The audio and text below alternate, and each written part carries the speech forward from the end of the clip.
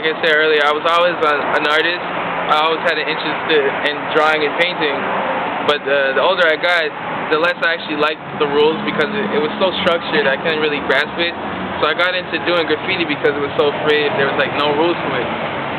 So basically, the older I got doing all this tagging and bombing or whatever you want to call it, graffiti, the more experience, the better I got. But the older I got, it's also I needed more essential needs, so I figured that I can capitalize on something that I've been working at since I was young. So I kept working on my craft doing legal work, and I'm starting to notice now it's more acceptable, or a little more acceptable when it comes to business-wise. Like people in commercials that are doing graffiti, you have posters and billboards that have graffiti in it. So I figured that now is like the perfect time to really start to get into it. So doing art, especially graffiti art or aerosol art, it makes it easier because of my graffiti background to do things like this. And I think with such a powerful tool that you can reach a lot more people because it's a lot more vibrant work, a little more detailed, and it's faster too, so people could watch the process and really be amazed. Like while I was painting here, I saw a lot of people that would come up to me and ask me, you know, how long I was doing it and how do I do it, because it can be a complicated tool, especially watching it, seeing a guy like me painting too at the same time. But I love the opportunity. You know, I was welcomed with open arms. You know, there's still a little bit of people that, you know, against the boards on it, really don't like graffiti, but to tell you the truth, it's a great way of reaching people because it's really beautiful when it comes to the finished work. Even the process work, it can be real difficult. You can see it in people's finished work.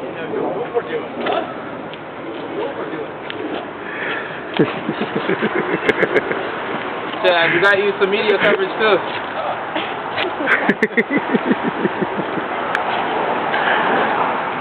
You got any other questions for Bubbles? Fine. Think of some.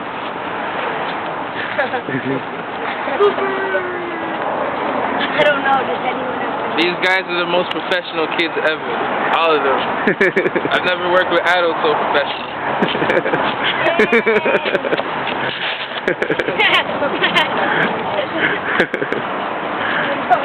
Good stuff. Any more questions? Guys, does anyone have any questions? I got a question for Mr. Hay. Mr. Hay, can you explain how this all happened? Okay, we were asked by Panasonic to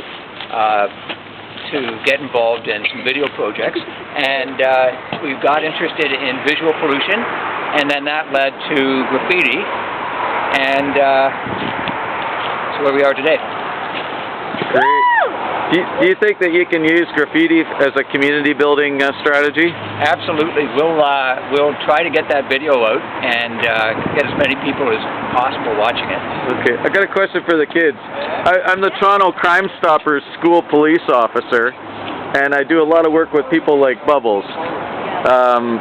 If you needed to call the police or get information in anonymously through Crime Stoppers, would you guys trust to call anonymously through anonymous tip line after you're involved in a project like this? And I know you've been up to my office and stuff like that. Yes, it's very private. Yeah. No one knows. And we're allowed to see the other side of the sheet. Yeah. Does this improve trust between a guy like me who's a cop and kids like you? Yeah. Do you have a new appreciation for a guy like Bubbles? Before we started like the whole project, I thought that it was really just like illegal graffiti. It was like weird and it's like people just like spray it around, and that there's like you can't have legal graffiti. Yeah. But then we learned that it can be as nice as this. Graffiti can be beautiful. Great. Well, thank you guys. You guys have really been great community builders, and you're making an impact more than you even know. And you're just young kids. So thank you very much, Mr. Hay. And thank you. All the time with us. Okay. Thanks, guys.